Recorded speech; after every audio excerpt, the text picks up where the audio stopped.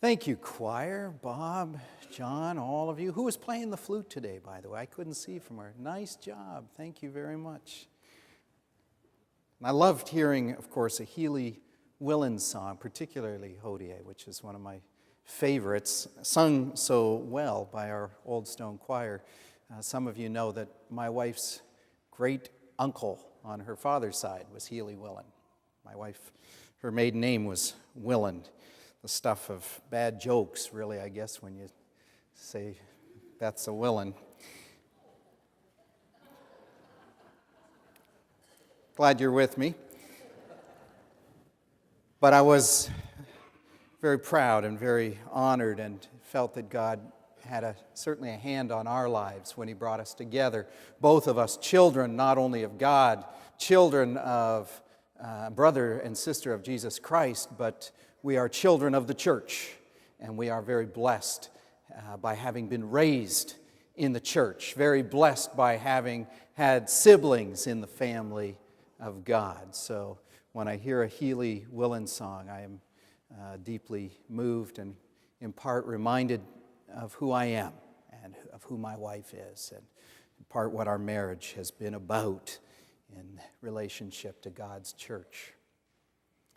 How many of you have heard that old joke about the burglar who's broken into somebody's house and he's rummaging through the dresser drawers and the chests on top of the drawers looking for cash and jewelry, and as he's thieving in the house, he hears a voice behind him that says, "Jesus is watching," and he gets fear frozen, just panicked, somebody else is here. He turns around, he doesn't see anything. He starts to think maybe his fear is getting the better of him. Maybe he's just hearing things. So back he goes to rummaging for cash and gold and jewelry. But he hears the voice again. Jesus is watching.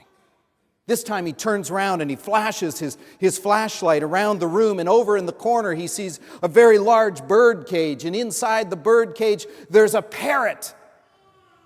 And he says to the parrot, "Are you Jesus?"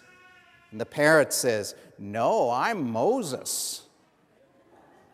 And the burglar says, "What kind of idiots would name a parrot Moses?" The parrot says, "The same kind who would name a Rottweiler Jesus."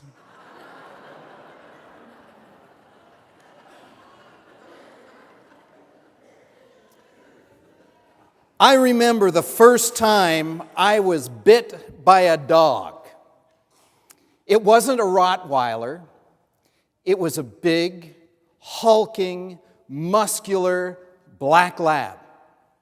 And his name wasn't Jesus. His name was Thunder.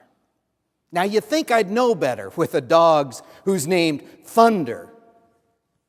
Well, I was 5 or 6 years of age. And my friends, Michael and Davy, my two best buddies, we had broken a neighborhood rule. We had traveled more than 2 houses away from our own homes down the street. We had heard about Thunder down the street from our older brothers. If you'd ever seen the movie The Sandlot, and remember the dog they named the Beast, and the kind of mystique that surrounded the beast, you'll understand the kind of thinking in Michael and Davy's mind as well as mine about Thunder down the street. We had to see for ourselves. So we walked all the way to the end of the street, not past 1 house, not past 2, but past 5 or 6 houses, 7 houses, not good for a 5-year-old or a 6-year-old. We went into the backyard of the house where we knew Thunder was supposedly living. And there, as we watched through the hedges that outlined the perimeter of the backyard, we could see a doghouse. And inside that doghouse, at the end of a long chain, snoring away, was this big black lab named Thunder. Well, I don't remember whether it was my idea or Davy's or Michael's idea, but one of us came up with the bright idea that we should go bang on Thunder's doghouse, wake him up, and then run away as quickly as possible, and Thunder would get to the end of his chain, and he'd come out cartoon-like, off all fours, hanging in the air as he got to the end of that chain. Not a bright idea. I did mention we were 5 or 6, though, right? So we went quietly through the yard, creeping up to the doghouse. And we got to Thunder's doghouse, and we went giggling and laughing. We started tearing away, and we were 5 feet, 6 feet, and we could hear Thunder coming to life and coming out of that doghouse, the chain moving 6 feet, 7 feet, and we were thinking, oh, this is going to be the funniest thing since Saturday morning cartoons. And we got to about 7.5 feet, and I realized my friends Michael and Davy were in front of me. I got to about 8 feet. Thunder's chain was about 9 feet. All of a sudden, I could feel Thunder's fangs sinking into the flesh of my derriere. I went home in tears, and I got my very first dog bite that day, and I got my very first tetanus shot that day. I learned a very good lesson that day, a lesson that has stuck with me all through the years, that you never mess with a dog named Thunder. Well, take a look at all those salvation hopefuls, the crowds who went out from Jerusalem into the wilderness, to the wilds of the banks of the Jordan River to meet John the Baptist, to be baptized into a baptism of repentance and forgiveness for sins. It seems like they've welcomed some sleeping dog out there in the wilderness. They've gone out with hope. They've gone out with desire. Maybe we can reconnect with God. We can have this new relationship with God. We've heard about John the Baptist. This has got to be good. And what does John greet them with? Fangs of reproach. They come out well-intentioned. The gospel doesn't say clearly whether they're there for cheap grace or hard grace, whether they're there for cheap salvation or hard salvation, but the gospel clearly says that the first word they were greeted with when they met John the Baptist in the wilderness was a snarling, growling word of reproach. You heard me read it in the gospel according to Luke this morning.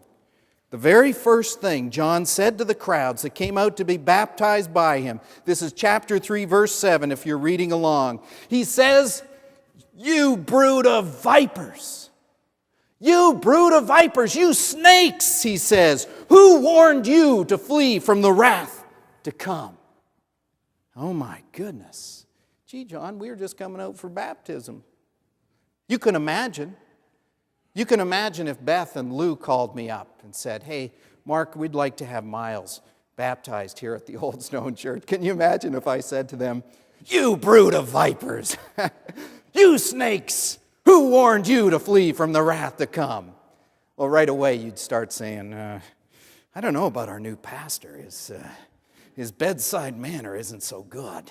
You know, he called a couple snakes because they wanted their kid baptized." You might even start saying he's a little cold, a little edgy, you know. You don't want to ask him the wrong thing. He's likely to bark or even bite.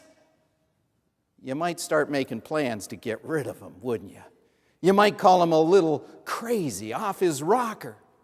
Well, people said the same thing about John. They thought he was a little nuts.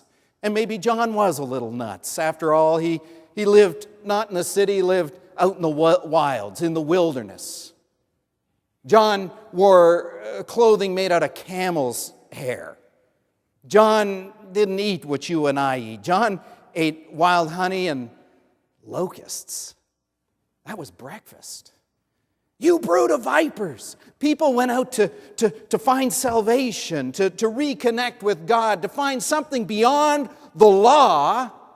And John greets them with these snarling fangs of reproach. You snakes, who warned you to flee from the wrath to come?